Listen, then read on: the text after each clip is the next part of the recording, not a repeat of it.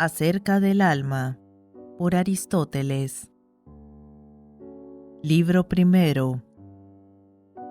Capítulo cuarto, en que se comienza rechazando la teoría del alma armonía y se termina criticando la doctrina que concibe al alma como número automotor. En torno al alma se nos ha transmitido aún otra opinión digna de crédito para muchos y no inferior a cualquiera de las expuestas, opinión que por lo demás ha dado sus razones, como quien rinde cuentas en discusiones habidas en común. Los hay en efecto que dicen que el alma es una armonía, puesto que añaden la armonía es mezcla y combinación de contrarios, y el cuerpo resulta de la combinación de contrarios.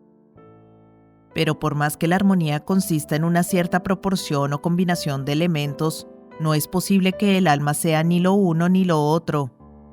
Añádase que el mover no es una actividad propia de la armonía, y que, sin embargo, todos se la atribuyen al alma, por así decirlo, de modo primordialísimo. Por otra parte, encaja mejor con los hechos aplicar la palabra armonía a la salud y en general a las virtudes corporales que al alma. Para comprobarlo sin lugar a dudas, bastaría con intentar atribuir las afecciones y acciones del alma a cualquier tipo de armonía. A buen seguro que resultaría difícil encajarlas. Más aún, puesto que al utilizar la palabra armonía se suele aludir a dos cosas distintas. De una parte y en un sentido primario se aplica a la combinación de aquellas magnitudes que se dan en seres dotados de movimiento y posición, cuando encajan entre sí de tal modo que no dejan lugar a ningún elemento del mismo género. De otra parte y derivadamente se alude a la proporción de los elementos en mezcla. Ni en un sentido ni en otro es correcto aplicarla al alma. En cuanto a concebir a esta como la combinación de las partes del cuerpo, se trata de algo verdaderamente fácil de refutar. Múltiples y muy variadas son, en efecto, las combinaciones de las partes. ¿Cómo y de qué ha de suponerse entonces que son combinación el intelecto, la facultad sensitiva o la facultad desiderativa? Pero es que resulta igualmente absurdo identificar al alma con la proporción de una mezcla, dado que la mezcla de los elementos no guarda la misma proporción en el caso de la carne y en el caso del hueso. La consecuencia sería que se tienen muchas almas por todo el cuerpo, puesto que todas las partes provienen de la mezcla de los elementos y la proporción de la mezcla es a su vez armonía, y por tanto alma. En cuanto a Empédocles, cabría pedirle una contestación a las siguientes preguntas.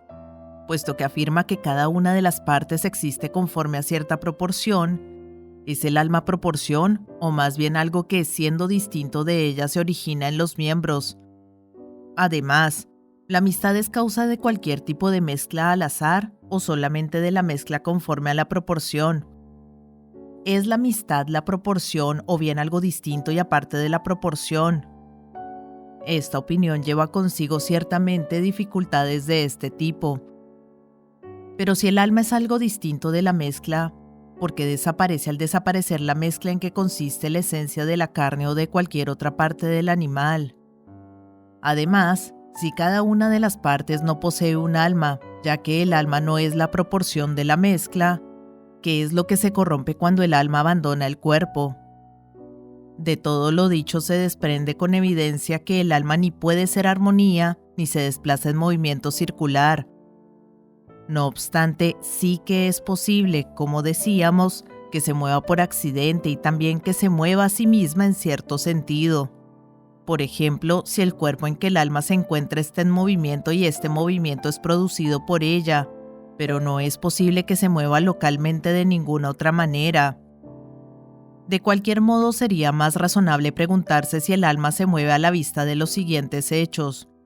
Solemos decir que el alma se entristece y se alegra, se envalentona y se atemoriza, y también que se encoleriza, siente y discurre. Ahora bien, todas estas cosas parecen ser movimientos, luego cabría concluir que el alma se mueve.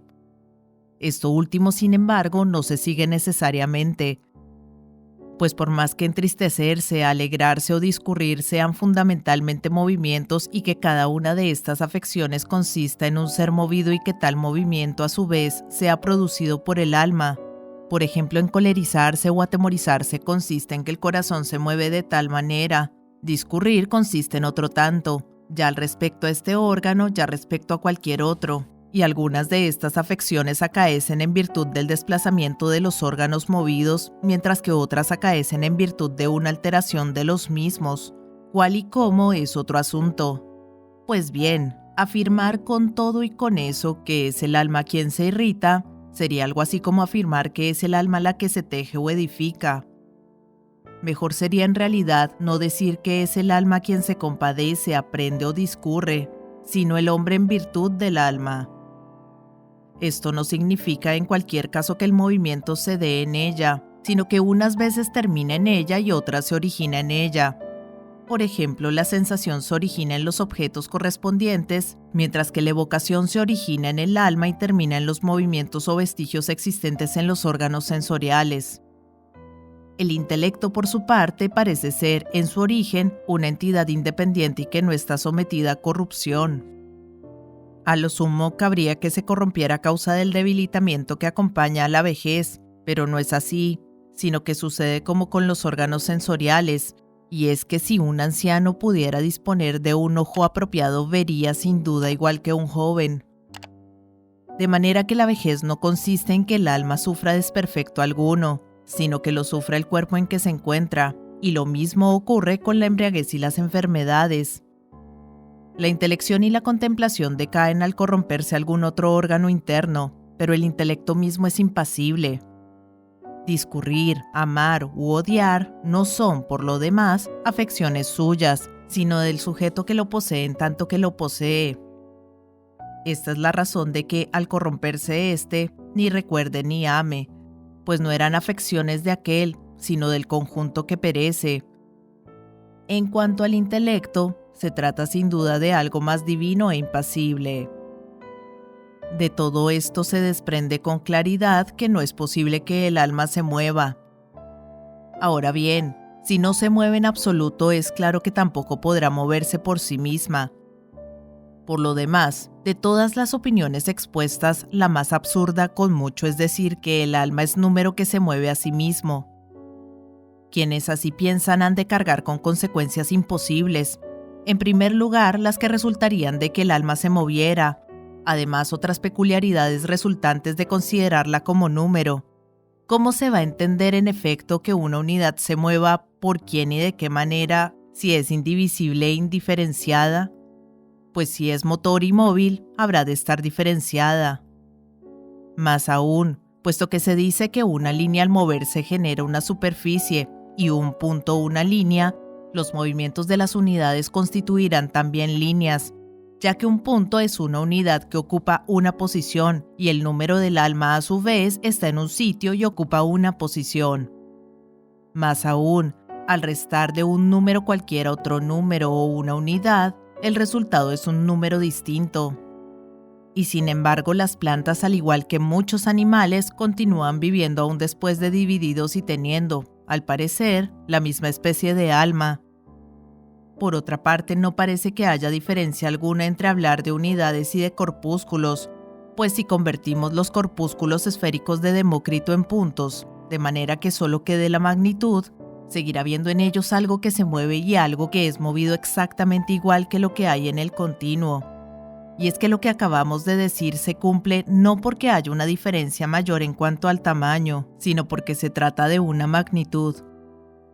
De ahí que necesariamente ha de haber algo que mueva a las unidades distinto de ellas.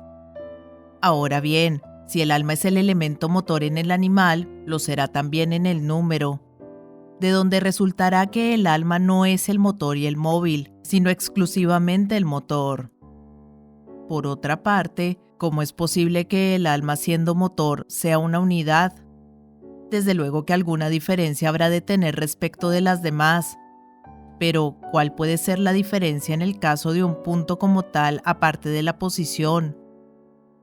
Por otra parte, si suponemos que las unidades y puntos que corresponden al cuerpo son distintas de las del alma, las unidades de ambos ocuparán el mismo lugar, ya que cada una ocupará el lugar de un punto.